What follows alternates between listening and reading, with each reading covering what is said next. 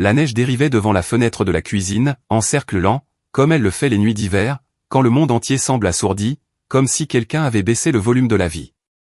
Je me souviens avoir pensé à la façon dont les lumières de la maison de Lakewood rendaient tout plus doux qu'en réalité. Il y avait une sorte de lueur tranquille de l'autre côté de la rue, et un mince ruban de fumée s'élevant de la cheminée d'un voisin. Tout semblait paisible de l'extérieur. À l'intérieur, l'air était différent, lourd, dans l'attente. Je m'appelle Jessica, j'ai 30 ans, et je me souviens encore de ce qui m'a traversé l'esprit quand tout est arrivé. Et avant d'aller plus loin, je veux savoir quelque chose sur vous. Que faites-vous en écoutant cette histoire? Quant à moi, j'étais debout à la table de la salle à manger de mon père, le soir de Noël, quand le moment a finalement basculé. Une part de moi aimerait pouvoir dire que je n'avais rien vu venir, mais j'avais senti ce changement depuis des mois, un grondement sourd sous la surface. Je portais la dinde rôtie depuis la cuisine, la poêle brûlante à travers le torchon plié dans mes mains. Elle sentait exactement comme le genre de dîner que ma mère avait l'habitude de faire, avant de décéder des années plus tôt, romarin, beurre, ail, et quelque chose de chaleureux que je n'ai jamais pu nommer. Je l'ai posé sur la table devant mon père, Richard, qui était assis à sa place habituelle, en bout de table. Il ne m'a pas regardé quand je l'ai placé là. Il a juste ajusté sa serviette, tapoté sa fourchette 2 fois, et a continué à regarder droit devant lui. Ce petit geste m'en a dit plus que n'importe quel mot n'aurait pu le faire. Sophie, ma jeune sœur, était assise à sa droite. Elle ne cessait de me jeter des coups d'œil, comme si elle voulait dire quelque chose, mais n'arrivait pas à décider si c'était sûr. Grand-mère Louise était assise en face d'elle, la mâchoire serrée, agissant comme si ma présence exigeait un niveau de patience supplémentaire. Je savais où elle avait pris cette idée.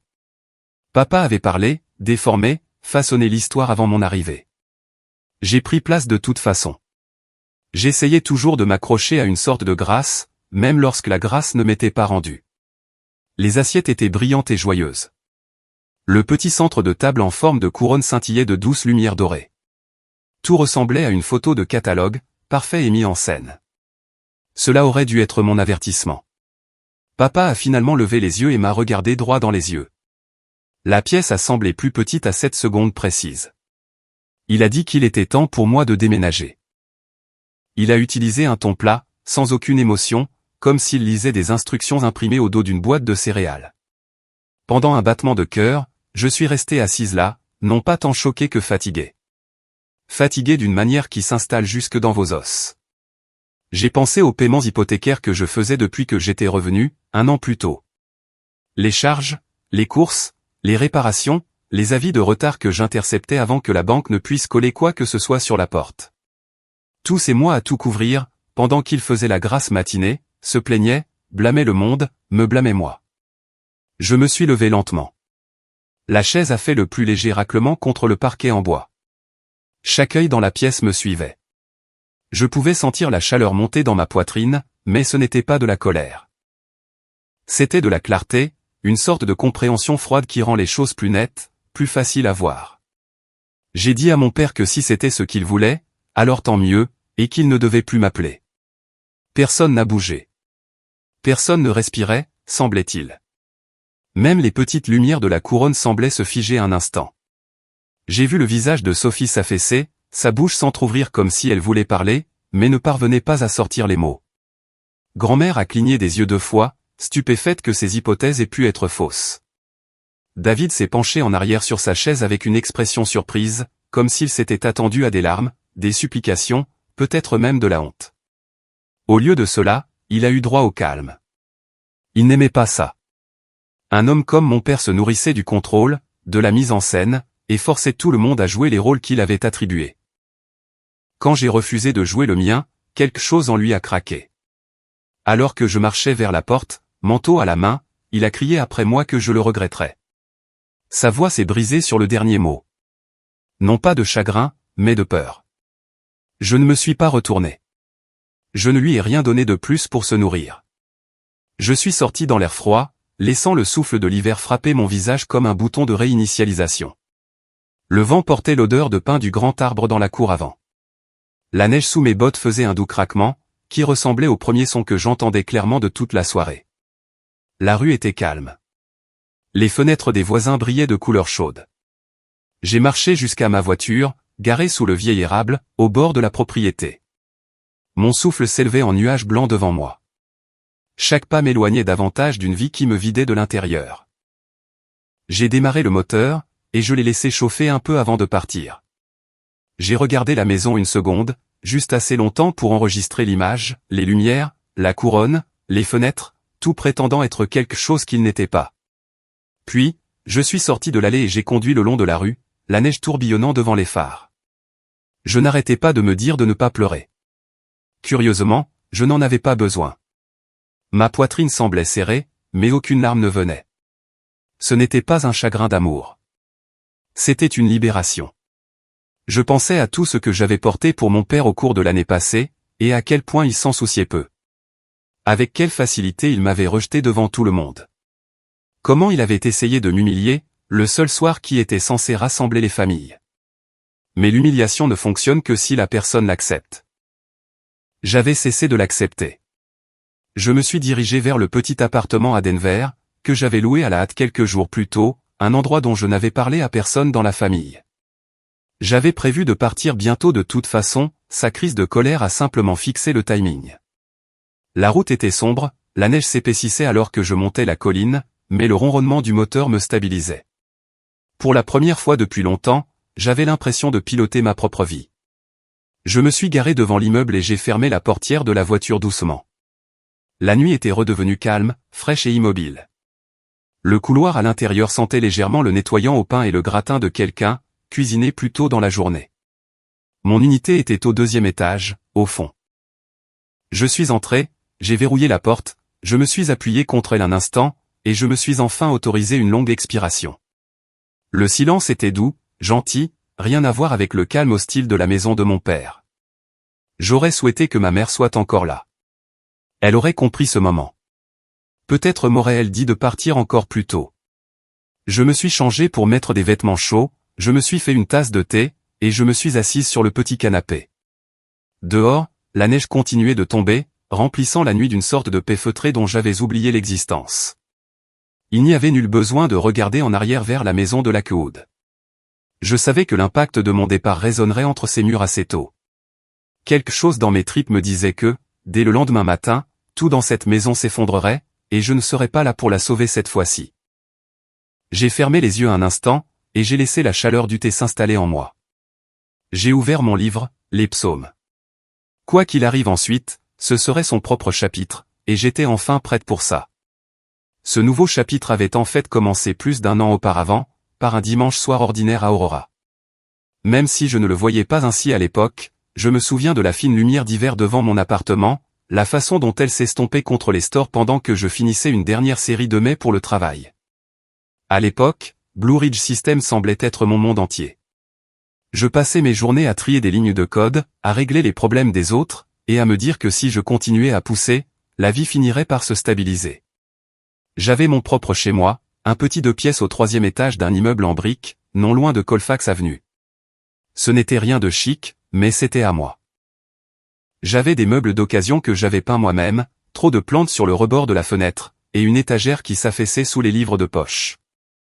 J'avais mes propres routines, mes propres tasses à café, mon propre calme. Mon téléphone a vibré sur la table et j'ai failli l'ignorer. Il était assez tard pour que je veuille que le monde me laisse tranquille. Quand j'ai baissé les yeux et vu le mot au papa sur l'écran, ma poitrine s'est serrée automatiquement. Il n'appelait pas souvent sans raison. J'ai répondu et la première chose que j'ai entendue fut sa respiration. Une respiration rauque, inégale. Le genre qui traverse un téléphone quand quelqu'un essaie difficilement de ne pas s'effondrer. Pendant une seconde, j'ai cru qu'il était arrivé quelque chose à Sophie, ou peut-être à grand-mère. Mon esprit est allé vers les pires scénarios avant même qu'il ne puisse prononcer une phrase complète. Il a dit que la banque allait prendre la maison. Sa voix ne cessait de se briser sur les mots saisis, avide et dernier avertissement. Il répétait qu'il avait essayé, que rien ne fonctionnait, et qu'il ne savait plus quoi faire. Je pouvais entendre des papiers froissés en arrière-plan, le claquement d'une chaise cognée contre le mur. Je me suis assise à ma minuscule table de cuisine, une main pressée contre mon front. Je savais que papa avait perdu son emploi il y a quelque temps responsable des installations pour une entreprise de camionnage près de Golden. Ils avaient réduit les effectifs. Il m'avait dit à l'époque qu'il avait des économies, que le chômage le soutiendrait jusqu'à ce qu'il trouve autre chose. Je l'avais cru. Je voulais croire que l'homme qui m'avait élevé, qui aimait se vanter de savoir gérer l'argent, le savait vraiment.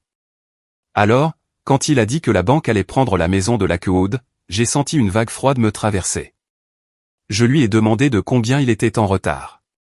Il a marmonné quelque chose, depuis quelques mois. J'ai ouvert mon ordinateur portable de l'autre main, alors même que nous parlions, parce que c'est ce que je suis. Je cherche des solutions pendant que mon cœur est encore occupé à réagir. Il a admis qu'il avait 3 mois de retard sur l'hypothèque, que le paiement était d'environ 1550 $ chaque mois, que les avis étaient empilés sur la table de la salle à manger comme une accusation rouge et blanche. J'ai tout de suite visualisé cette table, la même sur laquelle il tapait du poing quand il était en colère contre les nouvelles, la même que ma mère avait l'habitude de polir le samedi matin pendant que la radio jouait de vieilles chansons. L'idée de cette maison avec un panneau de saisie devant elle me rendait physiquement malade. Les marques au crayon qui suivaient ma taille sur l'encadrement de la porte de la cuisine, la marche inégale de l'escalier qui craquait toujours, peu importe la légèreté de vos pas. Les vieux rideaux de ma mère toujours accrochés dans le salon. C'était plus que du bois et des cloisons sèches. C'était le dernier morceau d'aile encore présent dans ce monde que l'on pouvait toucher. J'ai entendu mon père renifler fort, cette inspiration brutale qu'il essayait toujours de cacher. Il a dit que la banque se fichait de tout ça. Il voulait juste leur argent. Je lui ai posé des questions sur le chômage, sur les indemnités de départ, sur les économies qu'il disait avoir. Il y a eu une pause assez longue pour me donner la réponse avant même qu'il ne parle. Les économies avaient disparu. La recherche d'emploi ne s'était pas aussi bien passée qu'il l'avait laissé entendre. Le monde avait bougé plus vite que lui. Les factures s'étaient accumulées. Et maintenant, la maison était la seule chose que la banque pouvait prendre. Peut-être que quelqu'un d'autre lui aurait dit qu'il récoltait ce qu'il avait semé, qu'après toutes les façons dont il m'avait laissé tomber au fil des ans, c'était son gâchis à gérer. Je ne suis pas cette personne. Ou du moins, je ne l'étais pas à l'époque. J'étais la fille qui voulait encore croire que si je me présentais, si j'aidais, il me verrait enfin comme autre chose qu'une commodité. Je lui ai dit que nous allions trouver une solution. Ma voix semblait plus assurée que je ne me sentais. Après avoir raccroché, j'ai ouvert mon tableur de budget. J'ai regardé mon bail. J'ai regardé mon compte bancaire. J'ai su à ce moment-là que je ne pouvais pas assumer à la fois mon appartement et son hypothèque sans me briser. Le calcul était simple, brutal, mais simple. Le lendemain, j'ai appelé mon propriétaire et demandé à résilier mon bail plus tôt. Il y avait une pénalité, bien sûr, 1 mois complet de loyer. C'était comme avaler du gravier. Mais si je retournais dans la maison de Lakewood, je pourrais mettre l'argent que je payais en loyer directement dans l'hypothèque et les charges. L'électricité, l'eau, le gaz, Internet, le forfait téléphonique qui avait encore son numéro et celui de Sophie, tout cela. En 2 semaines, mes plantes étaient dans des cartons, mes vêtements dans des sacs poubelles, et mes meubles d'occasion mis en vente en ligne. J'ai regardé des inconnus emporter des morceaux de la vie que je m'étais construite, et je n'arrêtais pas de me dire que c'était temporaire. Une fois que papa serait remis sur pied, je pourrais trouver un autre endroit, recommencer. Revenir vivre dans cette maison, c'était comme entrer dans une vieille photo. Tout semblait familier, mais l'air était différent. Il m'a accueilli avec une sorte de gratitude tremblante quand je suis arrivé avec ma voiture pleine de cartons. Il m'a même aidé à emporter 1 ou 2 à l'étage, dans mon ancienne chambre, les mêmes murs pastels délavés, la même vue sur l'érable devant. C'était comme avoir 20 ans à nouveau, sauf que maintenant, c'était moi qui payais les factures. J'ai passé ce premier week-end à trier la pile de lettres sur la table de la salle à manger, avis finaux, alerte de retard, frais d'intérêt. Mon nom n'était encore sur aucune d'elles, et à l'époque, ce fait me réconfortait. J'ai sorti un bloc-notes jaune et j'ai fait une liste de ce qui était dû à qui. J'ai créé des comptes en ligne pour tout, les transférant en paiements automatiques depuis mon compte chèque. Le premier paiement hypothécaire que j'ai effectué a été ressenti comme un acte de sauvetage. J'ai imaginé ma mère au comptoir de la cuisine, souriant de ce sourire de maman fatiguée qui disait qu'elle était fière, triste et pleine d'espoir à la fois. Je me suis dit que je faisais ce qu'elle aurait voulu. Garder la famille unie, empêcher la maison de tomber entre les mains de quelqu'un d'autre. Papa rôdait dans l'encadrement de la porte pendant que je travaillais à la table avec mon ordinateur portable. Il s'appuyait contre le cadre, les bras croisés, et me remerciait de cette voix basse et rauque qui me faisait mal. Il disait qu'il me rembourserait quand il trouverait un emploi, qu'il avait juste besoin d'un peu de temps, que j'étais une sauveuse. Pendant un moment, je l'ai cru. Il a passé les 2 premières semaines à envoyer des candidatures, ou du moins, c'est ce qu'il disait.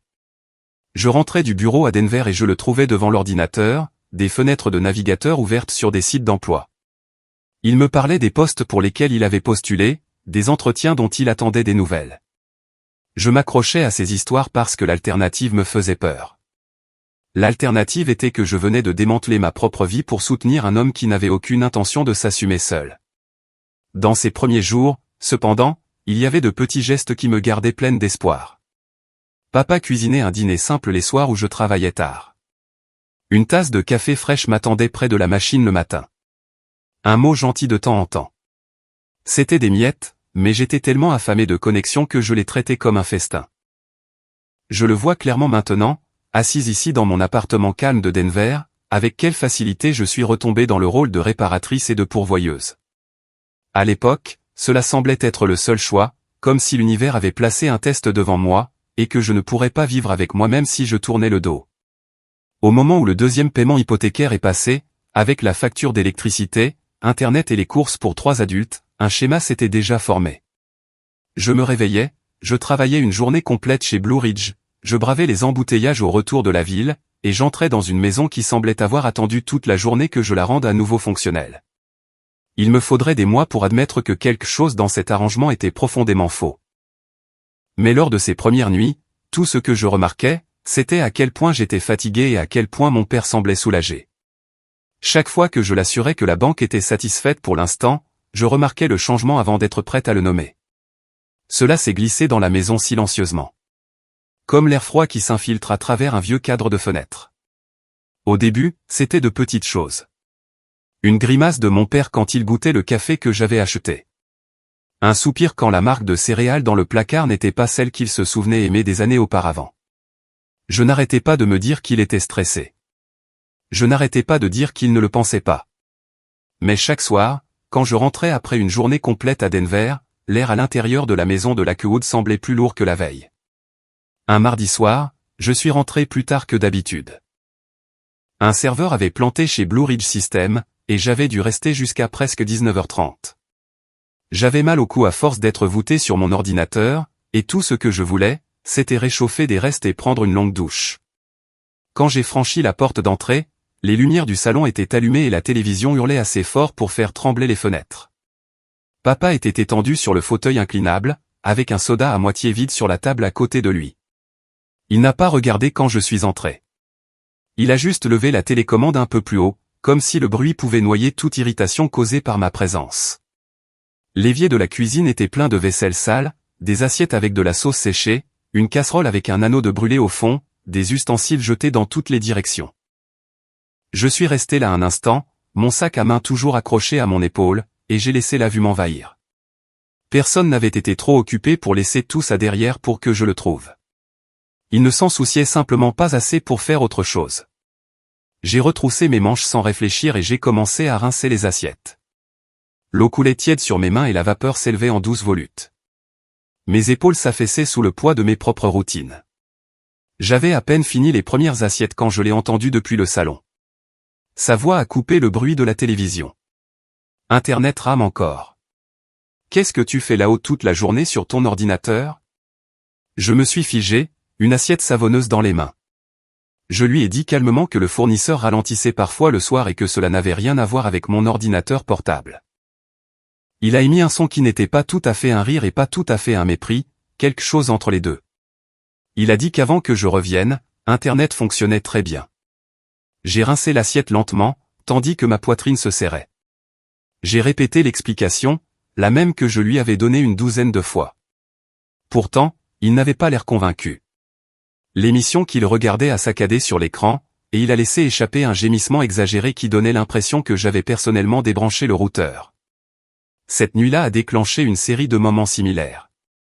Je me levais tôt pour me connecter à Blue Ridge pour une fenêtre de maintenance. Les clics du clavier ont dû le réveiller, car quelques minutes plus tard, il est apparu dans l'encadrement de ma porte, les bras croisés. Il m'a dit qu'il essayait de dormir et a demandé si je ne pouvais pas baisser le ton. Il agissait comme si j'avais choisi ce moment exact pour le déranger, plutôt que de faire mon travail pour pouvoir payer l'hypothèque à temps. Un après-midi, Sophie est passée entre deux cours.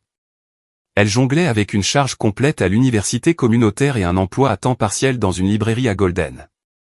J'avais toujours cru qu'elle voyait le monde avec des yeux plus clairs que notre père.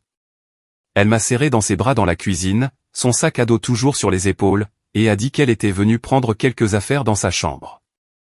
Nous avons parlé un peu de ses examens et du café près du campus qu'elle aimait. Quand papa est entré, elle l'a salué avec un sourire facile. Il a à peine hoché la tête en retour. Au lieu de cela, il a regardé les sacs de courses que je n'avais pas encore eu le temps de ranger. Il en a tapoté un du pied et a demandé si je m'étais souvenu de prendre la marque de café qu'il aimait. Je lui ai dit que le magasin était en rupture de stock. Il a soupiré bruyamment et a dit qu'il supposait que c'était trop demander qu'une chose soit bien faite. Sophie s'est raidie à côté de moi. Elle l'a regardé, puis m'a regardé. Elle a ouvert la bouche comme si elle voulait dire quelque chose, mais l'a refermée. Elle avait appris les mêmes leçons que moi. Ne pas le défier. Ne pas pousser. Ne pas bouleverser la paix fragile. Plus tard ce soir-là, après qu'elle soit retournée au campus, je me suis assise sur mon lit avec mon ordinateur. Le papier peint floral autour de moi semblait plus petit chaque jour, comme si la pièce avait rétréci avec chaque facture payée et chaque plainte qu'il me lançait. Je me sentais vidé d'une manière que je n'avais jamais connue. Pas seulement physiquement, mais quelque part plus profondément, dans les endroits où réside l'amour-propre, jusqu'à ce que quelqu'un en prenne trop. Les semaines suivantes ont suivi le même schéma. Je rentrais de la ville et trouvais papa dans le salon à regarder la télévision ou à faire défiler son téléphone. Le lave-vaisselle était plein de vaisselle propre que personne n'avait pris la peine de vider. Le panier à linge dans le couloir débordait. Les courses que j'achetais avec mon propre argent étaient à moitié parties avant même que je n'ai tout déballé. Chaque fois que quelque chose cassait, ralentissait ou se bloquait, le blâme trouvait son chemin vers moi. Le café était trop amer. La facture d'eau était trop élevée. Le thermostat était trop bas ou trop haut selon l'heure. Si une ampoule grillait, j'avais dû en acheter une bon marché. Si le courrier était en retard, j'avais dû oublier quelque chose. C'était devenu un rythme quotidien d'accusation, enveloppé dans le papier fin de la déception. Ce qui coupait le plus profondément, c'était la rapidité avec laquelle il avait abandonné la recherche d'emploi pour laquelle il avait été si optimiste au début. Semaine après semaine, le temps passait. Son navigateur montrait moins d'offres d'emploi et plus d'articles de presse et de résumés sportifs. Quand je demandais gentiment s'il avait eu des nouvelles d'entretien, il me chassait d'un geste et disait que je ne comprendrais pas comment les entreprises traitent les candidats plus âgés. Je voulais le croire, mais la vérité semblait plus proche de l'évitement que de la défaite. Un soir, au début du printemps, je suis rentré et j'ai trouvé la maison silencieuse. Il m'a fallu un moment pour réaliser que le silence n'était pas paisible. Il était lourd. J'ai traversé le salon et j'ai vu des enveloppes éparpillées sur la table basse. Papa était assis sur le canapé, les coudes sur les genoux et la tête dans les mains. Quand il a levé les yeux, ses yeux étaient plissés et cernés de rouge. Il a dit que la nouvelle facture d'eau était plus élevée que d'habitude et a demandé ce que j'avais fait pour qu'elle grimpe comme ça. Je l'ai fixé, sans voix. Je n'avais pas pris une seule longue douche depuis des semaines. J'avais à peine été à la maison, sauf pour dormir et payer les factures. Il a continué à insister et son ton s'est aiguisé. Il a dit qu'une personne vivant avec sa famille devrait faire preuve de plus de respect. J'ai senti quelque chose en moi se fissurer juste un peu. Ce n'était pas de la colère. Pas encore. Plutôt comme la première fissure dans un vase que vous pensiez solide. Plus tard ce soir-là, je me suis assise dans l'obscurité de ma chambre, la seule lumière venant de l'écran de mon ordinateur. J'ai passé en revue la liste des factures. L'hypothèque, les charges, les courses, le forfait téléphonique, Internet. Chacune, une ligne qui vidait mon compte mais qui, d'une manière ou d'une autre, n'adoucissait jamais sa voix. Je me demandais comment nous en étions arrivés là. Comment aider mon père s'était transformé en vivre avec un homme qui me voyait comme une nuisance dans la maison que je payais. La réponse est venue lentement, s'installant sur moi comme une vérité qui attendait que j'arrête de faire semblant. Quelque part en chemin, la gratitude s'était transformée en attente. L'attente s'était tordue en sentiment de dû, et ce sentiment avait caillé en ressentiment. Pour la première fois, je me suis permis de le nommer. Il n'était pas juste stressé, submergé ou embarrassé d'avoir besoin d'aide. Il était en colère contre moi parce que j'étais celle qui maintenait tout à flot. En colère que la personne sur qui il avait l'habitude d'avoir le contrôle tienne maintenant les rênes financières de la maison. En colère d'une manière qu'il essayait de cacher derrière des plaintes concernant le café et la vitesse d'Internet. Une fois que je me suis avoué cela, je ne pouvais plus ne pas le voir. Et la réalisation restait suspendue dans l'air comme un orage se préparant juste hors de vue, attendant le moment où tout finirait par éclater. Je me suis réveillé le lendemain matin, sentant toujours cette lourde vérité dans ma poitrine, le genre qui ne s'efface pas avec le sommeil. Elle persistait comme une ombre me suivant de pièce en pièce. J'ai essayé de la secouer en rassemblant mon ordinateur pour le travail et en versant du café dans une tasse de voyage. La maison était calme d'une manière qui semblait vigilante, comme si elle retenait son souffle. Papa était déjà parti quelque part, probablement à la quincaillerie ou pour s'asseoir au restaurant à la Queude, où il aimait s'attarder des heures sans commander grand-chose. J'ai traversé la cuisine à pas prudents, presque soulagé de ne pas le croiser. Sur mon trajet vers Denver, le silence à l'intérieur de la voiture ressemblait à une couverture. Je n'arrêtais pas de repasser les dernières semaines dans ma tête, assemblant chaque moment où quelque chose semblait faux. Les commentaires, le blâme, la façon dont sa gratitude s'était dissoute en quelque chose de plus tranchant. Au moment où je me suis garé devant le bâtiment de Blue Ridge System, cet assemblage de moments s'était transformé en une image complète que je ne pouvais plus ignorer. Je suis entré au bureau et je me suis forcé à me concentrer, mais mon esprit dérivait vers la maison de Lakewood toutes les quelques minutes. Il m'a fallu tout ce que j'avais pour traverser la journée. Quand j'ai finalement pointé et que je suis sorti dans la lumière du début de soirée, j'ai senti cette même oppression s'installer à nouveau en moi. J'ai conduit lentement vers la maison, espérant une nuit calme pour pouvoir réfléchir. Au lieu de cela, au moment où j'ai franchi la porte, j'ai entendu papa dans le salon. Sa voix a retenti vers moi avant même que je ne pose mon sac de travail. Il a pointé la pile de courrier sur la table. La facture d'électricité était plus élevée que d'habitude. Il a demandé ce que j'avais fait pour causer ça. Il parlait comme si j'avais manipulé le compteur par la seule force de ma volonté. Je suis resté là, stupéfaite, puis je lui ai dit que les tarifs d'hiver avaient augmenté dans tout l'État. Il ne voulait pas l'entendre. Il parlait par-dessus moi, ses mains s'agitant en l'air avec cette énergie irritée que je connaissais trop bien. Il a dit qu'une personne vivant sous son toit devrait au moins essayer d'être soucieuse des coûts. Les mots m'ont frappé comme une gifle. Sous son toit, comme si j'étais une invitée qui abusait de son hospitalité. Comme si je n'étais pas la raison pour laquelle ce toit était encore relié à un compte bancaire. J'ai avalé difficilement, senti ma gorge se serrer, et je lui ai dit calmement que je faisais de mon mieux. C'était tout ce que je pouvais gérer sans craquer. Plus tard ce soir-là, je l'ai entendu au téléphone avec quelqu'un. Sa voix était plus basse mais tranchante. Il parlait de la difficulté des choses et de la façon dont il gérait plus de stress que quiconque ne le réalisait. Il a dit quelque chose à propos de moi ne comprenant pas comment gérer un foyer.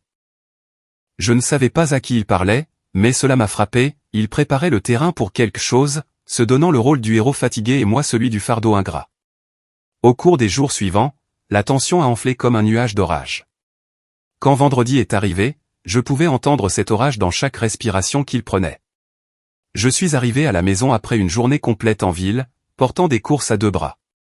Quand je suis entré dans la cuisine, j'ai senti ses yeux sur moi depuis la table à manger. Il a regardé les sacs, puis moi, avec un regard qui m'a fait picoter la peau. Il a dit qu'il espérait que j'avais acheté les bonnes choses cette fois. Il a mentionné qu'il n'aimait pas le pain que j'avais pris la semaine dernière. Il a dit que de petites choses comme ça montraient un manque de considération. J'ai posé les sacs de courses sur le comptoir doucement, craignant que quoi que ce soit de plus bruyant ne déclenche quelque chose. Je lui ai dit que le magasin avait encore un stock limité. Il a balayé l'explication d'un autre son méprisant, puis m'a averti d'être plus attentionné. J'ai fixé le comptoir, me concentrant sur une légère fissure près du coin, essayant de ne pas réagir.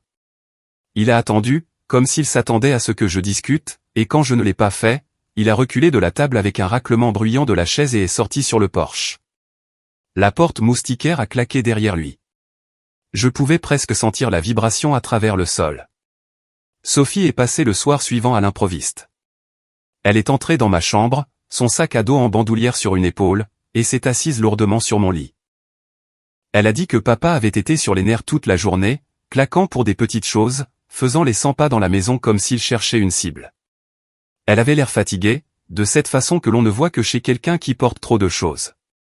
Je voyais bien qu'elle essayait de dire quelque chose de plus, mais elle se retenait. Nous avons parlé doucement pendant un moment. Elle m'a demandé si j'allais bien. Je lui ai dit que ça allait, mais la vérité a glissé dans ma voix et elle l'a saisie. Elle a froncé les sourcils et a pris ma main. Il y avait une douceur dans sa prise qui m'a donné envie de pleurer, mais je me suis retenu. Je ne voulais pas ajouter de poids à ses épaules déjà chargées.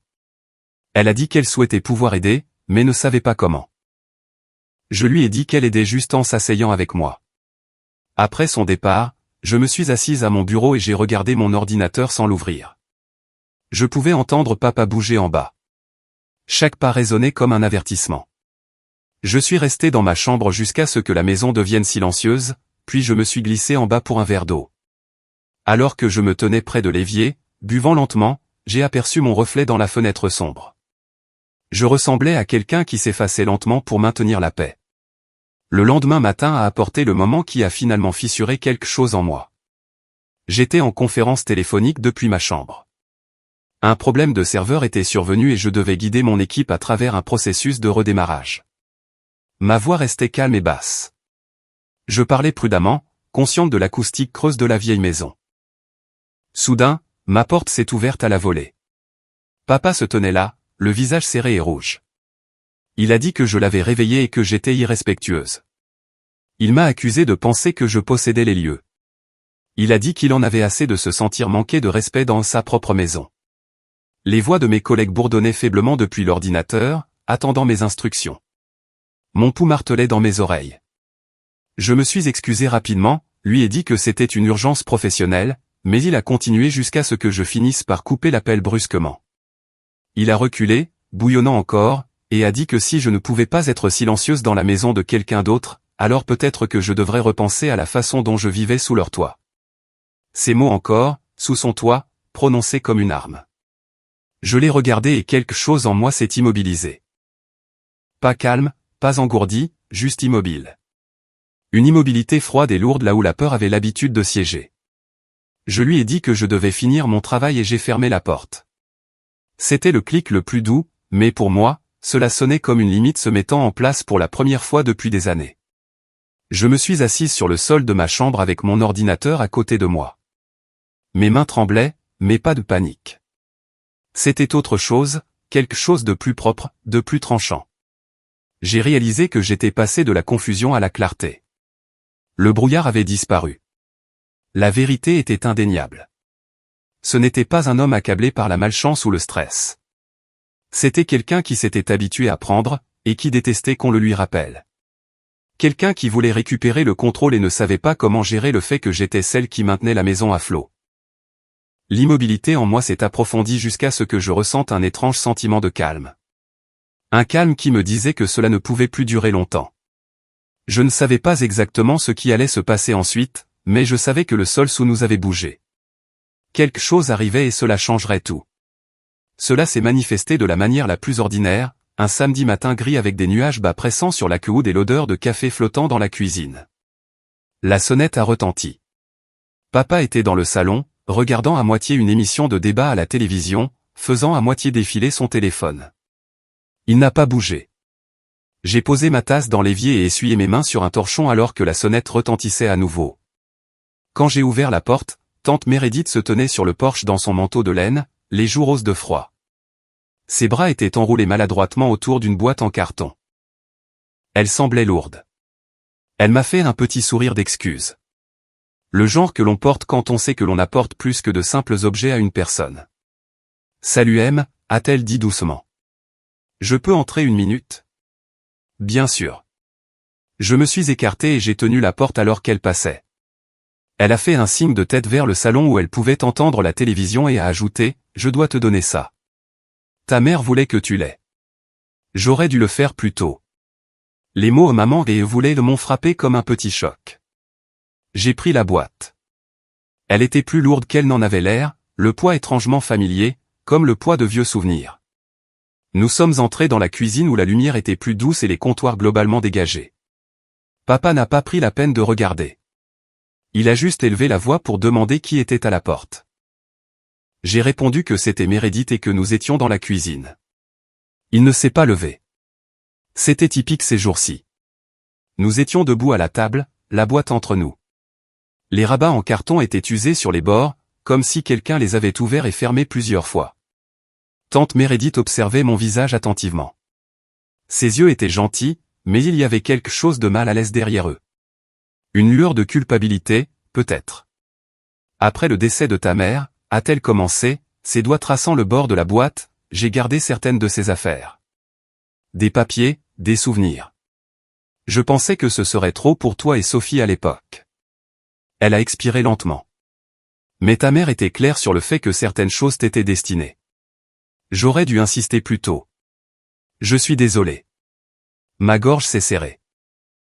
J'ai secoué la tête et lui ai dit qu'elle n'avait pas besoin de s'excuser, mais la vérité était là, entre nous. Elle a poussé la boîte un peu plus près de moi, puis a jeté un coup d'œil vers le salon. Regardons ça à l'étage, a-t-elle suggéré doucement. Une partie est personnelle. J'ai porté la boîte dans mon ancienne chambre, sentant chaque livre dans mes bras. Tante Meredith m'a suivi et a fermé la porte derrière nous. La pièce semblait plus petite avec nous deux à l'intérieur. Le papier peint floral soudainement plus délavé que dans mon souvenir. J'ai posé la boîte sur le lit et j'ai décollé les rabats. L'odeur de vieux papier et de tissu s'est élevée, familière et douce amère. Sur le dessus reposait un pull bleu plié que je me rappelais voir ma mère porter à chaque réunion parents-professeurs. En dessous se trouvaient quelques albums photos, des bijoux enveloppés dans du papier de soie, une pile de carnets avec son écriture bouclant sur les couvertures. Il y a quelque chose que tu dois voir, a dit Meredith. Elle a plongé la main dans la boîte et en a sorti une grande enveloppe Kraft, du genre qu'utilisent les avocats. Sur le devant, de l'écriture soignée de ma mère, il y avait mon nom complet. Voir son écriture m'a frappé plus fort que tout le reste jusqu'à présent. Cela m'a ramené aux après-midi à cette même table en bas, la regardant écrire des listes de courses et des mots pour nos déjeuners. Je me suis assise sur le bord du lit, l'enveloppe sur mes genoux. Mes mains ont commencé à trembler avant même que je ne l'ouvre. À l'intérieur se trouvaient plusieurs documents, soigneusement attachés ensemble, et une lettre manuscrite pliée sur le dessus. Mon nom apparaissait à nouveau en haut de la lettre. J'ai pris une inspiration et j'ai commencé à lire. Elle commençait par me dire qu'elle m'aimait. Des mots simples qui faisaient encore mal à ma poitrine. Elle écrivait qu'elle savait que sa santé déclinait avant de le dire à quiconque, qu'elle voulait mettre de l'ordre dans ses affaires pour que ses filles ne soient pas laissées dans le flou. Elle disait qu'elle savait que mon père n'était pas toujours l'homme le plus facile, qu'il portait ses propres blessures, et qu'elle craignait qu'il ne gère pas bien l'argent sans elle. Elle écrivait que la maison de Lakewood était la sienne avant qu'elle ne l'épouse. Elle l'avait achetée avec un héritage de ses parents, expliquait-elle.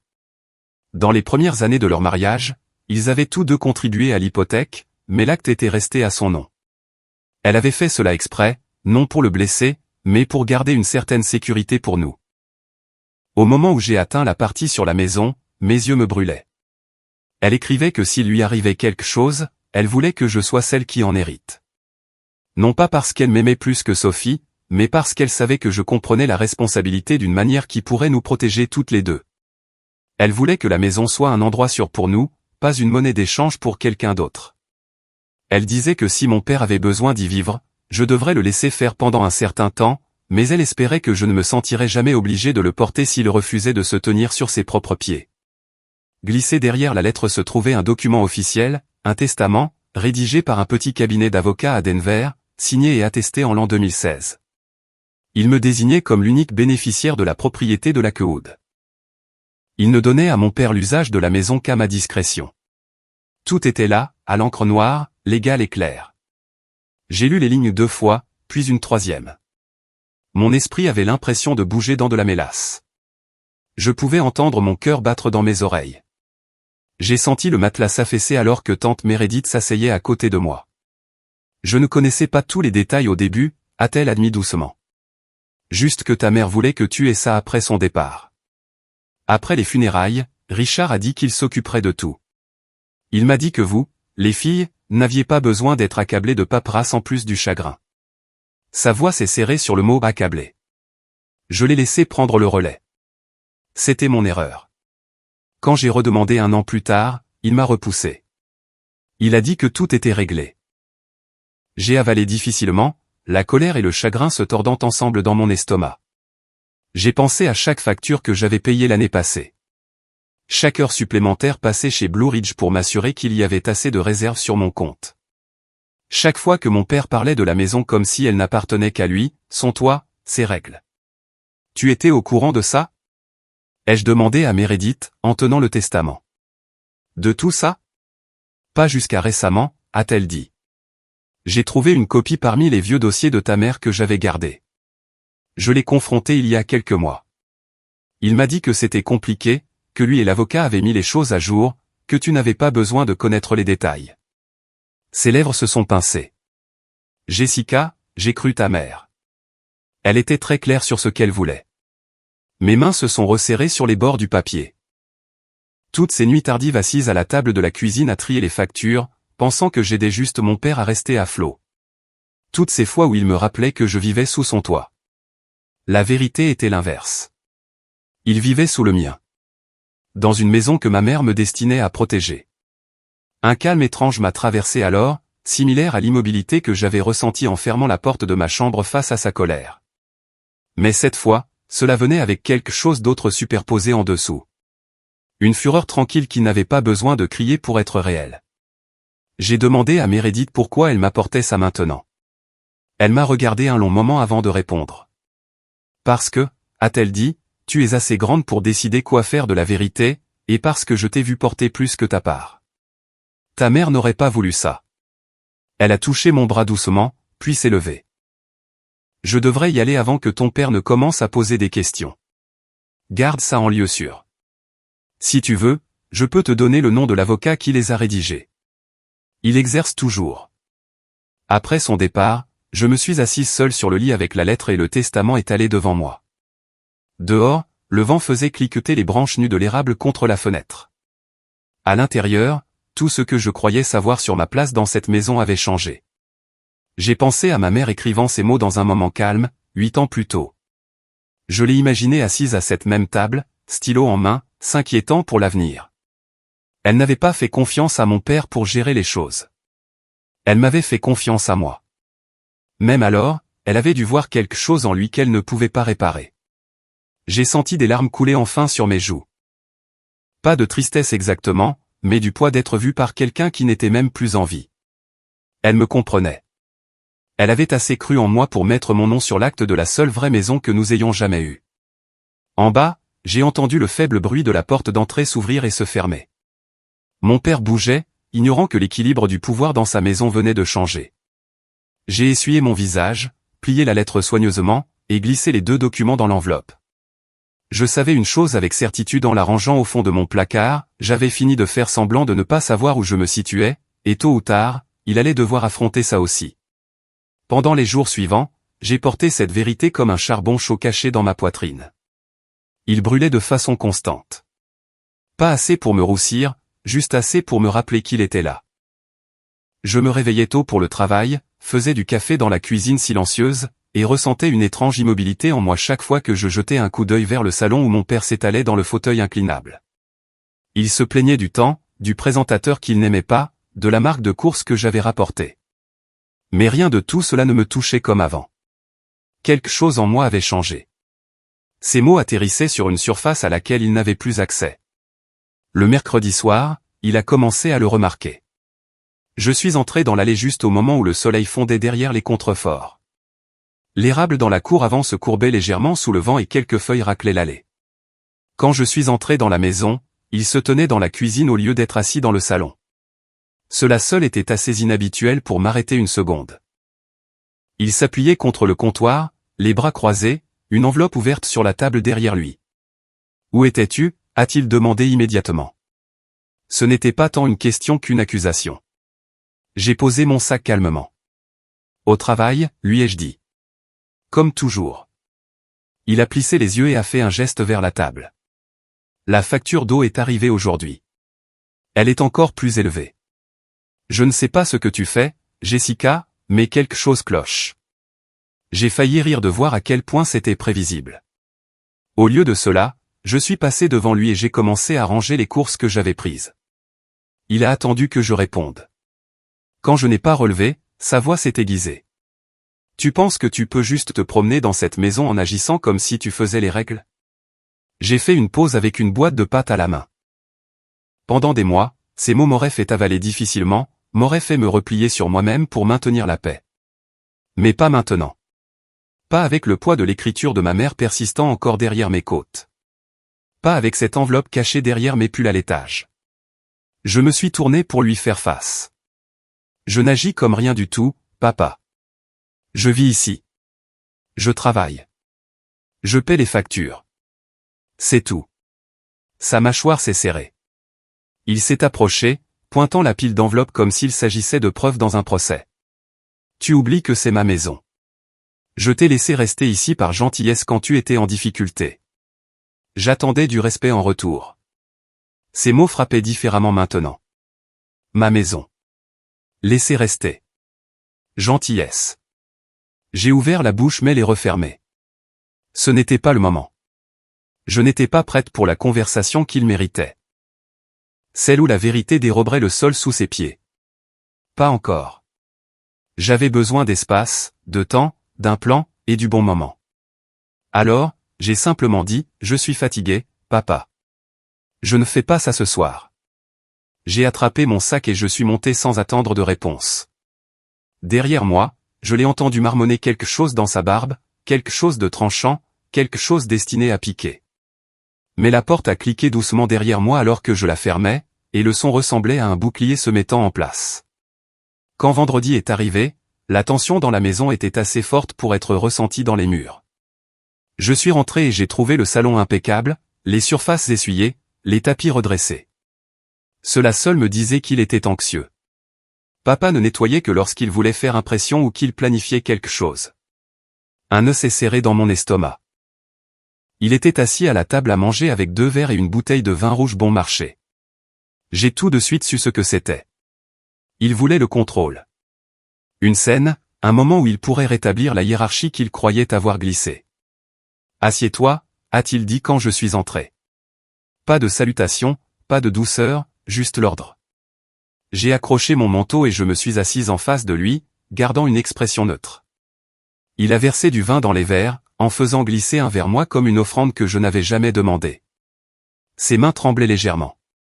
Je l'ai remarqué parce qu'il essayait de le cacher. « Il faut qu'on parle » a-t-il dit.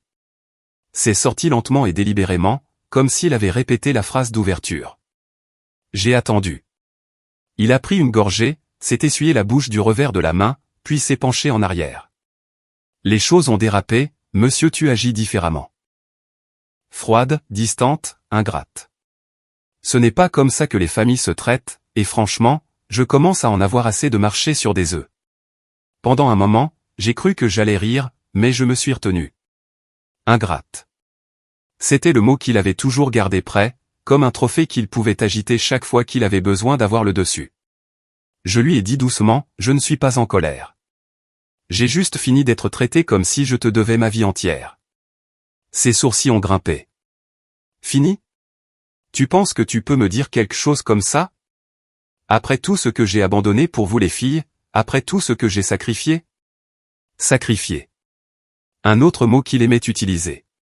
Il ne signifiait jamais ce qu'il prétendait. Je me suis rassise, le laissant parler. Il a continué pendant plusieurs minutes, se lançant dans un monologue sur la difficulté des choses depuis la mort de maman, comment il avait porté le poids de la maison seul, et combien de pression il ressentait. Il se peignait comme un homme écrasé par des fardeaux invisibles. Et puis finalement, il a livré la phrase que je savais venir. Peut-être qu'il est temps pour toi de déménager si tu ne peux pas montrer un peu de reconnaissance. C'est toujours ma maison, mes règles. Si tu veux ton propre espace, va le trouver. Mais tu ne restes pas ici pour me manquer de respect. C'était là. La tempête qu'il construisait depuis des mois. J'ai senti le calme s'installer plus profondément en moi, froid et stable. Pas une trace de peur, rien que de la clarté.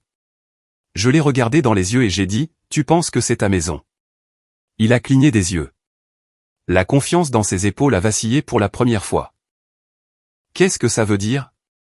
Pas ce soir. Pas comme ça, me suis-je redit. Le moment viendrait, mais ce n'était pas celui-là. Pas quand il était à moitié ivre et désespéré de contrôle. Pas quand il était prêt à tordre tout ce que je disais en quelque chose qu'il pourrait utiliser plus tard. Alors je me suis levé lentement, repoussant ma chaise. J'ai pris une respiration, gardé ma voix stable, et j'ai dit seulement ceci, « Je t'entends, papa. » Son expression s'est tendue. « C'est ta réponse ?»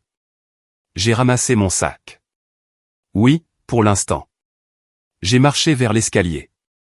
Il s'est levé derrière moi, sa voix montant brusquement. « Tu regretteras de me parler comme ça, Jessica. Tu le regretteras. » J'ai fait une pause sur la première marche. Pour la première fois, il n'y avait pas de piqûre dans sa menace, pas de rétrécissement à l'intérieur de moi-même, juste une compréhension profonde et lourde de ce dont il avait vraiment peur, la vérité. Sans me retourner, j'ai monté les escaliers vers ma chambre et j'ai fermé la porte. J'ai pressé mon dos contre le bois et j'ai laissé échapper un long soupir alors que la maison s'installait dans un silence électrique épais. Ce moment arrivait. Et quand il s'est finalement déroulé, il a atterri le soir de Noël, exactement comme vous le savez déjà.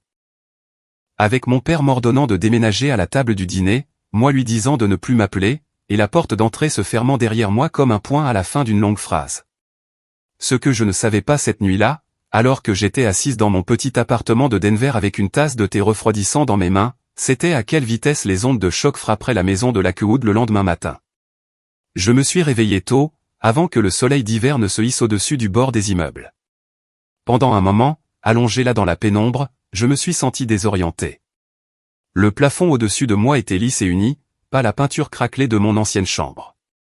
L'air était calme, doux, sans le grincement de la maison de Maple Street ou le ronronnement de la vieille chaudière. Il a fallu quelques secondes à mon cerveau pour aligner les faits. J'étais parti. J'avais à nouveau mon propre chez moi, et je n'y retournerai pas. J'ai tendu la main vers mon téléphone sur la table de nuit, me préparant déjà à une série de messages. Des textos en colère, des appels manqués, peut-être une messagerie vocale pleine de mots criés. L'écran s'est allumé. Pas d'appel, pas de texto, juste les notifications habituelles d'une application de shopping et d'une newsletter aléatoire. C'était presque plus déroutant que la colère ne l'aurait été. Je suis resté là à fixer la liste de messages vides, ressentant un étrange mélange de soulagement et de blessure. Soulagé qu'il n'y ait pas de tempête immédiate à éviter. Blessé que mon absence ne semble pas assez importante pour être reconnue. C'était comme sortir d'une pièce et réaliser que personne n'avait remarqué que la porte s'était fermée. J'ai fait du café, la bonne marque que j'aimais, pas le genre bon marché sur lequel mon père insistait toujours. Je me tenais au comptoir étroit de la cuisine, buvant lentement, regardant de fines lignes de trafic ramper le long de la rue enneigée en bas. Une partie de moi continuait d'attendre que le téléphone s'allume. Il est resté sombre. Vers le milieu de la matinée, j'ai installé mon ordinateur à la petite table près de la fenêtre et j'ai essayé de me concentrer sur un projet pour Blue Ridge. Même dans le calme de cet appartement, mon esprit retournait à Lakewood. J'imaginais mon père se réveillant, traînant les pieds dans la cuisine, s'attendant à trouver une cafetière pleine qui l'attendait, le lave-vaisselle vidé, une version de son ancienne routine maintenue par mes mains invisibles. Au lieu de cela, il trouverait une cafetière sale, un évier avec la vaisselle de la veille, et une chambre vide à l'étage. Je n'ai pas connu les détails de ce matin-là avant plus tard, quand des morceaux de l'histoire me sont revenus par d'autres personnes. À l'époque, tout ce que j'avais était l'instinct, et l'instinct me disait que quoi qu'il ressente, il ne me le dirait pas directement. Il raconterait d'abord une version des événements à tout le monde. Tard cet après-midi-là, mon téléphone a finalement vibré. Mon cœur a bondi, puis a un peu sombré quand j'ai vu le nom. Ce n'était pas mon père. C'était Sophie. Et, on peut parler, disait son texto. Je l'ai appelée tout de suite. Elle a répondu à la première sonnerie. Sa voix semblait petite et fatiguée, comme si elle s'était retenue toute la nuit et la journée. Elle m'a dit qu'elle était passée à la maison ce matin-là pour déposer un cadeau pour grand-mère. Quand elle est entrée, l'endroit était en désordre. Pas sale, juste plongé dans le chaos. Papa faisant les 100 pas dans le salon avec le téléphone sans fil à la main, du courrier éparpillé sur la table basse. Un avis de la banque ouvert avec un tampon rouge vif en travers. Une autre enveloppe du bureau des impôts, encore scellée, mais manifestement officielle. Il lui a dit que j'étais parti en trombe après le dîner, a-t-elle dit. Il a fait comme si tu avais fait un caprice et que tu étais parti sans te soucier de ce qui arrivait à qui que ce soit. Je pouvais presque le voir. Se gonflant le torse, secouant la tête tristement, se peignant comme le parent blessé. C'était un scénario qu'il connaissait bien. « Qu'est-ce que tu as dit ?» ai-je demandé doucement. Au début, je n'ai rien dit, a-t-elle admis. J'essayais juste de comprendre ce qui se passait. Il continuait de parler, disant que nous allions devoir nous serrer la ceinture maintenant que tu l'avais laissé en plan. Il a dit que tu étais difficile depuis des mois. Il y a eu une pause, un petit grésillement sur la ligne. Puis Nancy est passée, a-t-elle ajouté. La voisine Nancy d'à côté. Elle nous connaissait depuis que nous étions enfants. La femme qui apportait des gratins quand maman était à l'hôpital et laissait des plantes sur le porche quand elle est morte. Si quelqu'un devait dire la vérité sans l'enjoliver, c'était elle. Elle a entendu? Elle lui a dit qu'elle t'avait vu partir hier soir, que tu n'avais rien claqué ni crié. Tu as juste marché jusqu'à ta voiture, calme comme tout. Elle a dit qu'elle avait failli sortir pour dire au revoir, mais ne voulait pas déranger. J'ai laissé ça pénétrer. Nancy avait sapé son histoire sans même s'en rendre compte. Comment a-t-il réagi, ai-je demandé. Il a fait cette tête, a dit Sophie, comme s'il avait avalé quelque chose d'acide. Puis il a commencé à dire que ce n'était pas la façon dont tu étais parti, mais tout ce qui y avait conduit. Il revenait sans cesse à la même chose, que tu lui étais redevable. Que tu reviendrais en rampant une fois que tu réaliserais que tu ne pouvais pas t'en sortir seul. Il y a eu un autre silence rempli de choses qu'aucune de nous ne voulait dire. Et les factures? Ai-je demandé finalement. Elle a expiré lentement.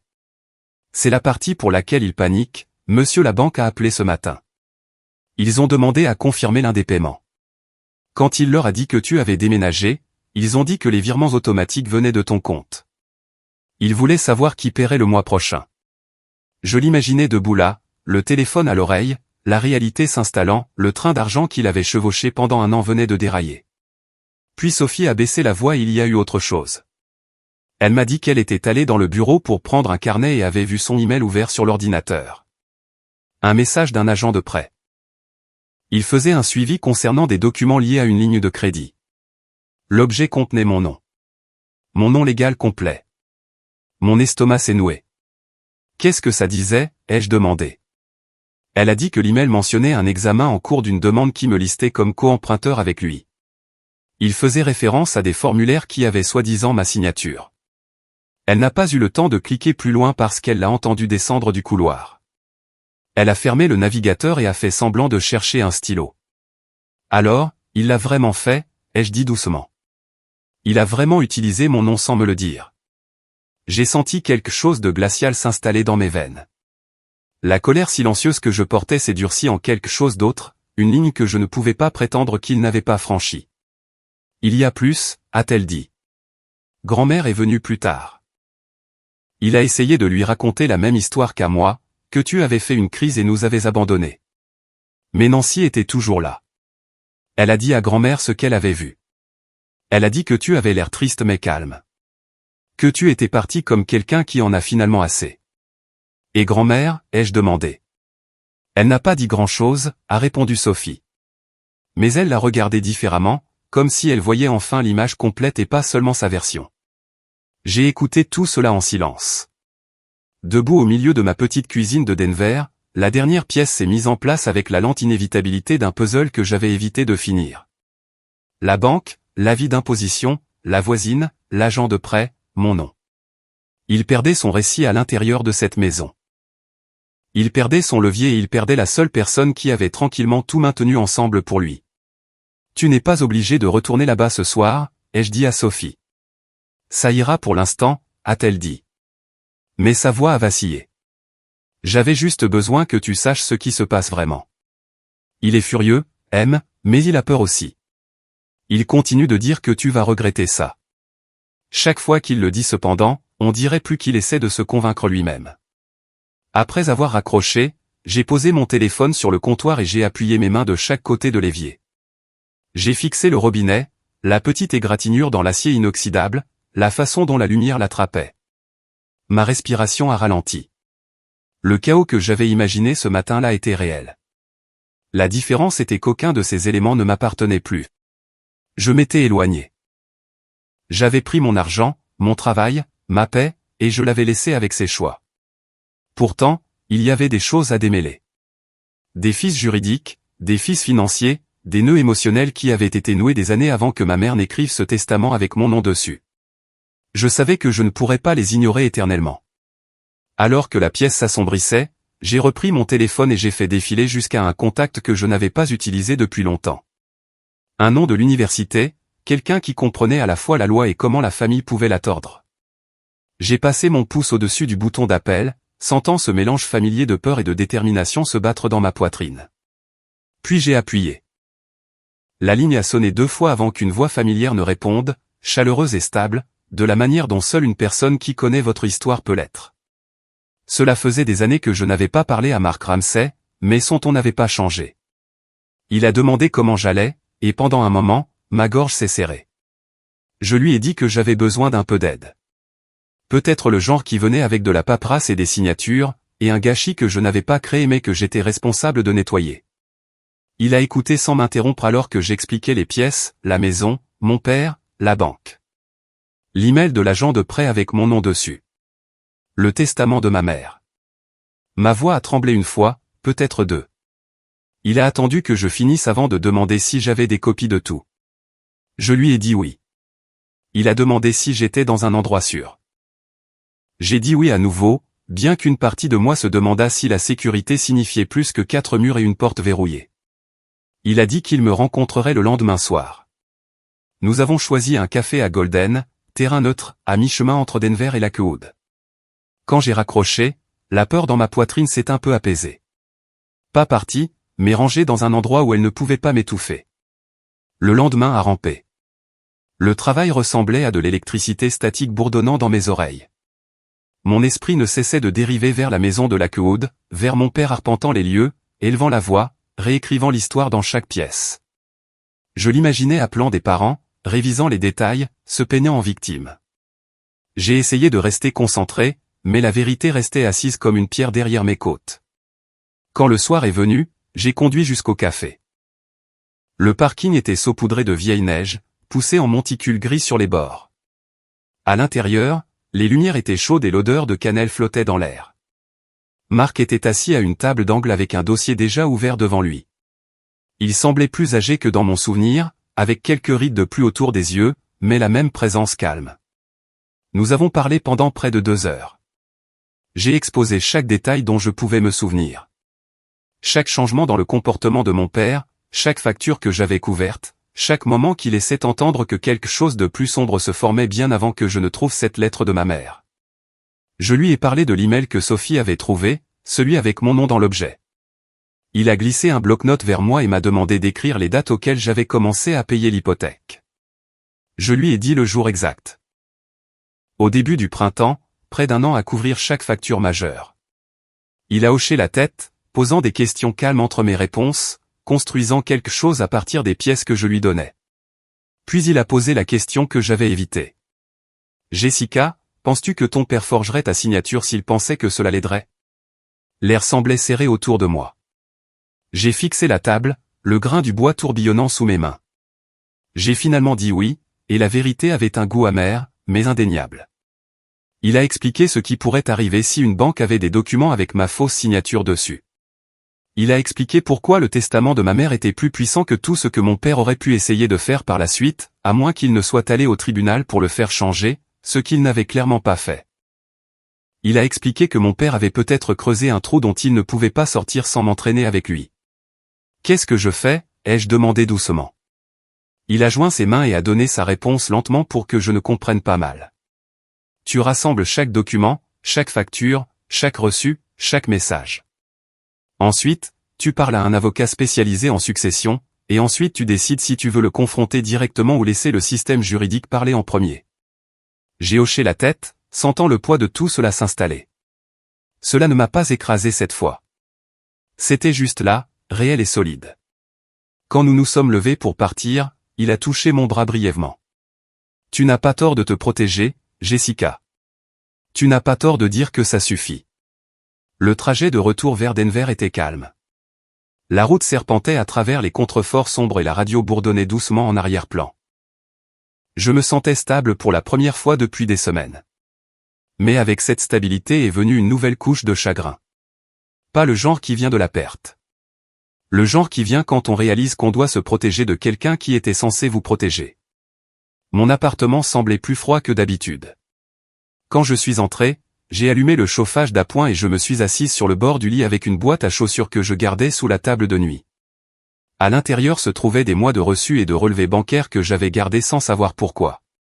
Je les ai étalés sur l'édredon et organisés en piles. Hypothèque, charges, réparations, courses, toutes les parties d'un foyer maintenu ensemble par une personne faisant le travail de deux. J'ai travaillé jusqu'à près de minuit. Quand j'ai fini, le lit était couvert de piles soignées. Je les ai soigneusement glissées dans un dossier et les placées à côté de l'enveloppe de ma mère. Deux vérités reposant côte à côte. J'ai dormi légèrement cette nuit-là. Les rêves clignotaient, mais aucun ne restait. Le lendemain matin, mon téléphone a vibré tôt. Au début, j'ai pensé que c'était encore Sophie. Peut-être appelant avec plus de retombées de la maison de Lakewood. Mais quand j'ai regardé l'écran, mon cœur s'est immobilisé. Papa. Un appel manqué à 7h12 du matin. Puis un autre à 7h14. Puis un message vocal. Je ne l'ai pas écouté tout de suite. Mes mains tremblaient légèrement alors que je posais le téléphone sur le comptoir de la cuisine. L'appartement semblait trop calme, comme si le silence écoutait.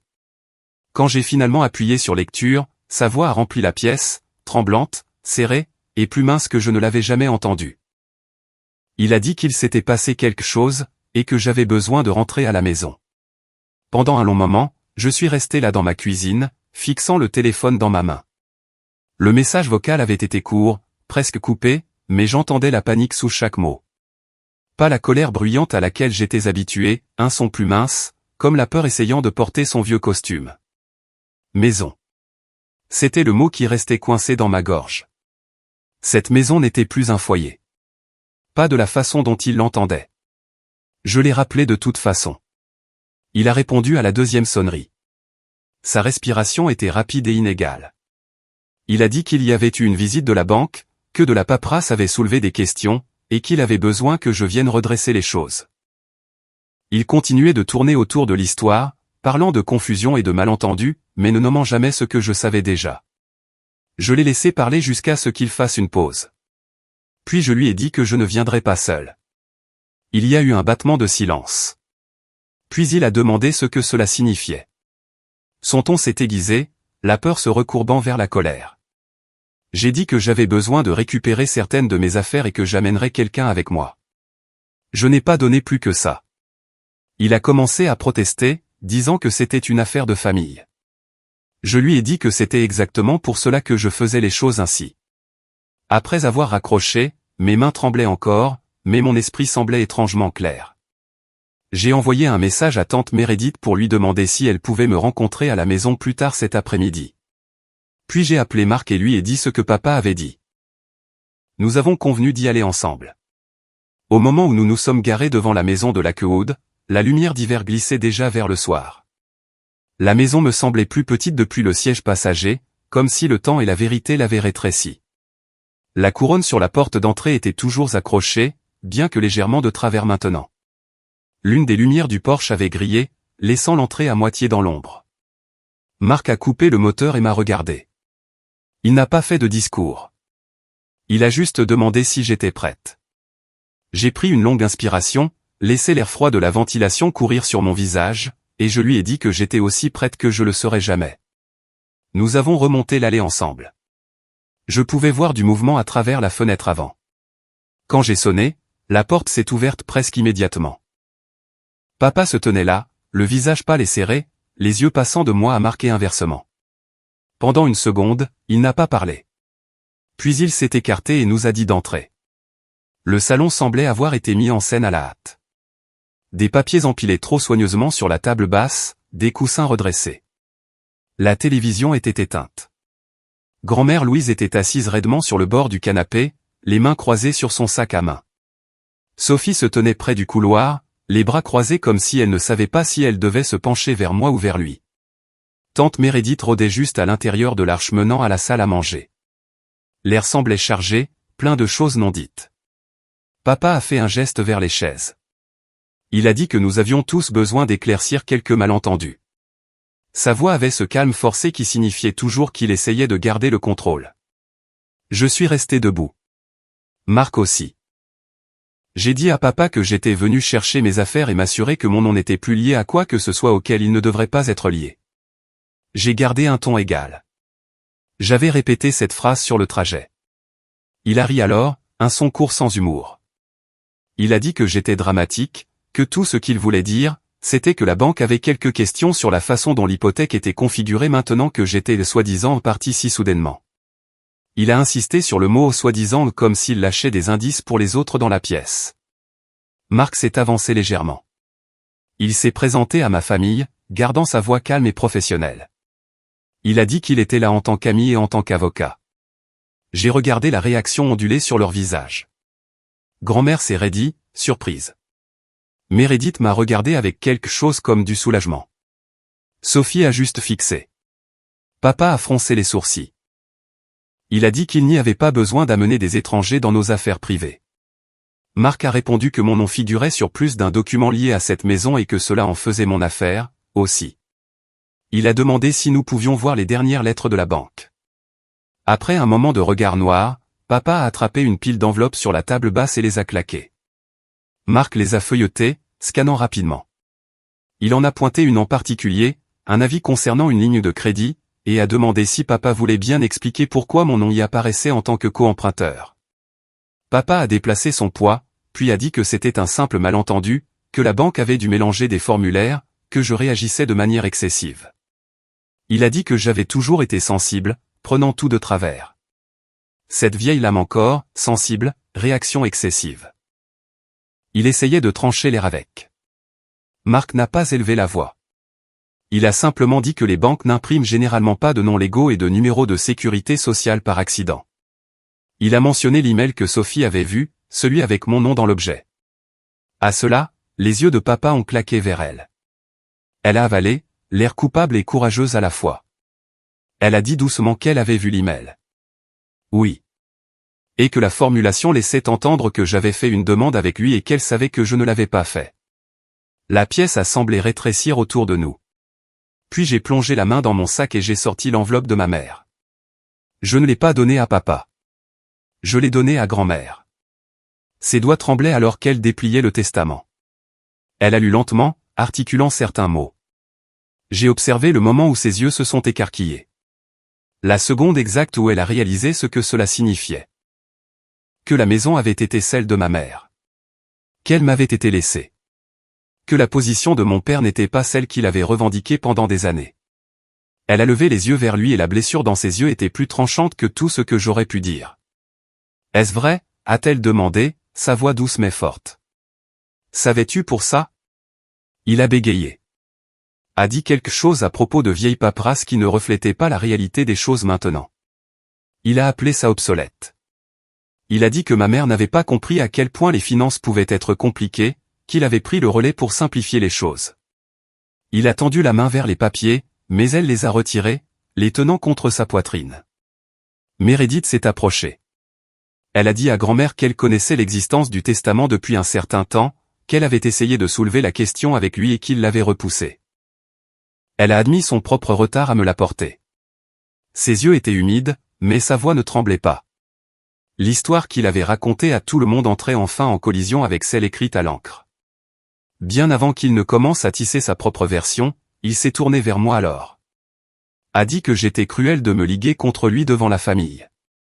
A dit que j'étais ingrate après tous les sacrifices qu'il avait faits. Il a dit que si je poussais cela, la maison serait perdue et ce serait ma faute. Chaque phrase était un crochet destiné à attraper quelque chose de mou en moi.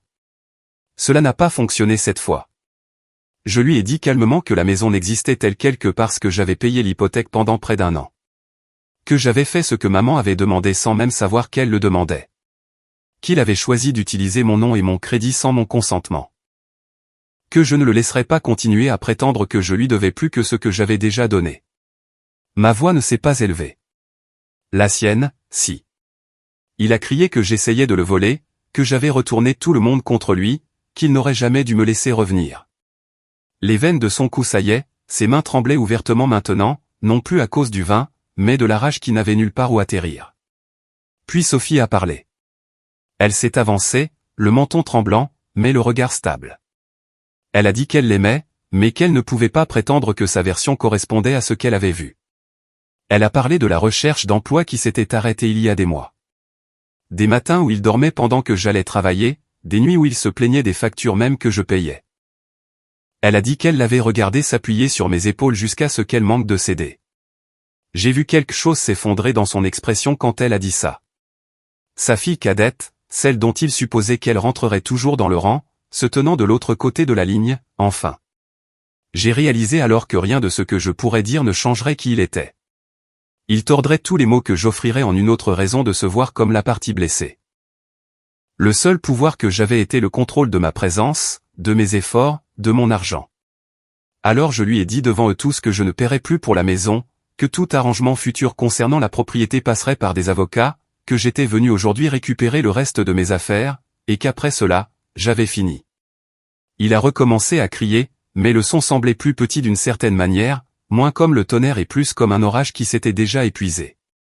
Grand-mère a détourné le regard. Meredith a posé une main sur mon épaule. Sophie a essuyé son visage et a tenu bon. Je suis monté à l'étage et j'ai traversé mon ancienne chambre avec une sorte de calme efficace. Les lettres, les vêtements que j'avais laissés, quelques livres auxquels je tenais encore. Je les ai emballés dans des cartons et les ai descendus un par un. Marc a porté les plus lourds jusqu'à sa voiture sans commentaire. Lors de mon dernier voyage dans les escaliers, je me suis arrêté dans l'entrée. La maison sentait comme elle l'avait toujours fait en hiver, un mélange de poussière, de bouches de chauffage et du plus faible souvenir de la pâtisserie de ma mère. J'ai regardé les photos de famille toujours accrochées au mur. Nos sourires figés des années où je croyais que le sol sous nous était solide. Papa se tenait dans l'encadrement de la porte du salon, me regardant, la poitrine haletante, les yeux brillants de colère et de quelque chose comme du désespoir. Il m'a dit que si je sortais comme ça, je tournais le dos à ma famille. J'ai croisé son regard et n'ai ressenti rien d'autre qu'une certitude profonde et tranquille. Ma famille, ai-je réalisé, n'était pas définie par la personne qui criait le plus fort ou exigeait le plus. Elle était définie par ceux qui se présentaient avec la vérité, même quand cela faisait mal. J'ai ramassé le dernier carton, je suis sorti sur le porche, et j'ai tiré la porte derrière moi. Le loquet a cliqué en place avec une douce finalité. J'ai marché le long de l'allée à travers l'air froid du soir vers la voiture qui attendait au trottoir. Chaque pas plus léger que le dernier, sachant qu'il restait encore un chapitre à écrire. Je suis monté sur le siège passager et j'ai laissé le dernier peu d'air froid se poser sur ma peau avant de fermer la porte. Marc a démarré lentement, me donnant un dernier regard sur la maison de Lakewood à travers le rétroviseur latéral. La lumière du porche a vacillé. Une ombre a bougé derrière les rideaux. Puis elle a disparu. Alors que nous tournions sur la route principale, la maison a disparu derrière une rangée d'arbres d'hiver nus. Pendant les premières minutes, aucun de nous n'a parlé. J'ai gardé mes mains croisées sur mes genoux, sentant le bruit sourd de mon pouls à l'endroit mou entre mon pouce et mon poignet. Tout mon corps semblait en apesanteur et lourd en même temps, comme si j'étais sorti d'une tempête, pour réaliser seulement que j'étais trempé jusqu'aux os. Quand nous avons atteint l'intersection près de Birchwood Avenue, Marc a finalement demandé si je voulais aller dîner ou rentrer directement. Je lui ai dit à la maison. J'avais besoin d'une douche, d'une pièce calme, et d'espace pour laisser tout reposer. Il a hoché la tête et a continué à conduire jusqu'à mon appartement. Il a porté les cartons au 2e étage sans que je le demande. Mon petit chez-moi semblait encore plus petit avec les cartons empilés près du mur, mais il semblait aussi chaud, sûr, comme un espace qui avait attendu ce moment. Après son départ, j'ai déballé lentement, un carton à la fois. Un pull, de vieilles photos, un livre que maman m'avait lu une fois quand j'avais 6 ans. Une tasse en céramique que j'avais oublié avoir laissée derrière moi. Chaque objet ressemblait à un fil de mon ancienne vie. Mais au lieu de s'emmêler autour de ma gorge, il se posait tranquillement à travers la pièce, me laissant choisir quand le ramasser. J'ai fait du thé et je me suis assise près de la fenêtre, regardant un mince rideau de neige commencer à tomber. La rue en bas semblait calme, chaque lumière de porche brillant comme une minuscule lanterne. Ma respiration s'est enfin stabilisée. J'avais l'impression de pouvoir entendre mon propre rythme cardiaque à nouveau, doux et régulier sous le bruit du chauffage qui s'enclenchait. Le lendemain matin, je me suis réveillé avant le soleil. J'ai fait du café, mis un manteau, et marché jusqu'à la boulangerie du coin qui ouvrait tôt. L'air était vif et froid, et les trottoirs étaient couverts d'une couche fraîche de poudreuse. J'ai commandé un roulé à la cannelle et je me suis assise près de la fenêtre avec mon café réchauffant mes mains. À mi-chemin de la pâtisserie, mon téléphone a vibré. C'était un message de Sophie. Juste 2 mots. Je suis parti. J'ai fixé l'écran un long moment avant de répondre, où es-tu? Elle a envoyé sa localisation, un abribus sur Westfield Road. J'ai laissé mon café sur la table et je suis sorti dans le froid à nouveau. Quand je l'ai rejointe, elle était assise sur le banc avec un sac de sport à ses pieds. Ses yeux étaient rouges, son visage pâle. Elle a levé les yeux quand je me suis approché et a essayé de sourire, mais il a vacillé. Elle a dit qu'il avait commencé à crier après mon départ. A dit qu'elle était ingrate de me choisir. A dit qu'elle prenait parti pour une traîtresse.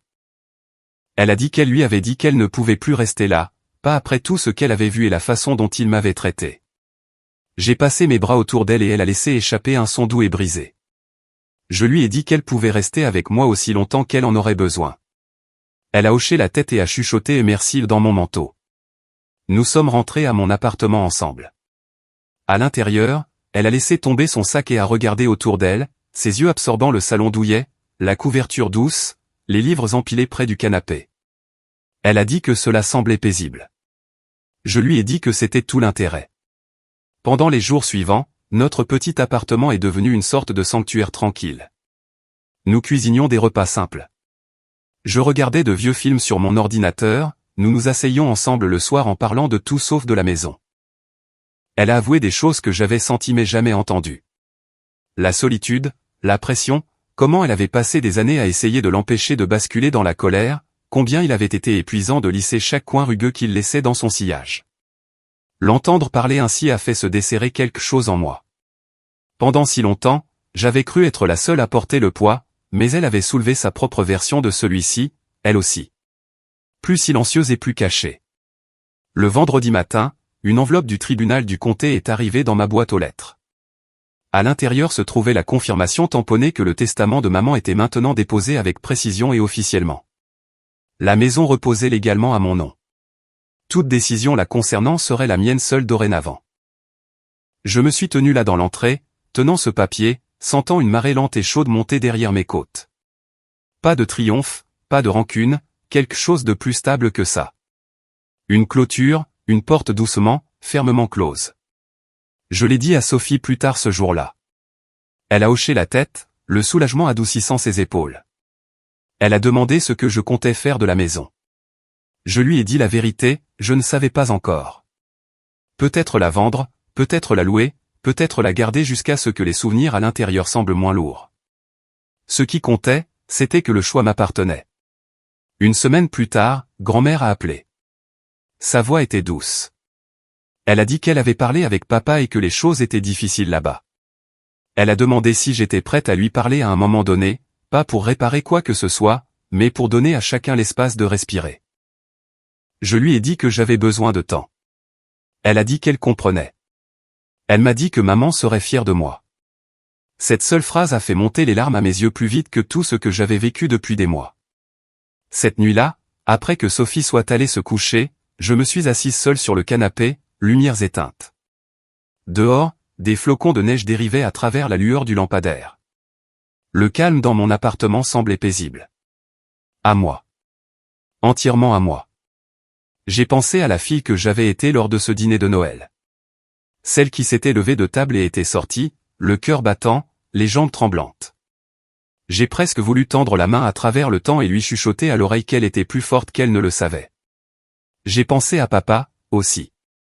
Pas avec colère, pas avec pitié, mais avec distance, une distance saine. Certaines personnes choisissent le contrôle plutôt que la connexion. Certaines choisissent les histoires plutôt que la vérité. Et certaines choisissent le silence parce qu'elles ne peuvent pas supporter le son de leur propre responsabilité. J'ai enfin compris que je n'avais pas le pouvoir de changer tout cela. Mon pouvoir résidait dans le fait de partir, et dans le choix de ce vers quoi je marchais. Alors que j'étais assise là, laissant la chaleur s'installer autour de moi, j'ai senti le début de quelque chose de nouveau prendre forme. Une vie gouvernée non par l'obligation, mais par l'intention, non par la culpabilité, mais par l'amour-propre, non par la peur, mais par la clarté. Si on vous a déjà dit que vous étiez trop ou pas assez pour votre propre famille, souvenez-vous de ceci, le silence peut être un pouvoir, et la vérité peut être la plus bruyante des revanches. Dites-moi dans les commentaires ce que l'intégrité signifie pour vous et d'où vous écoutez.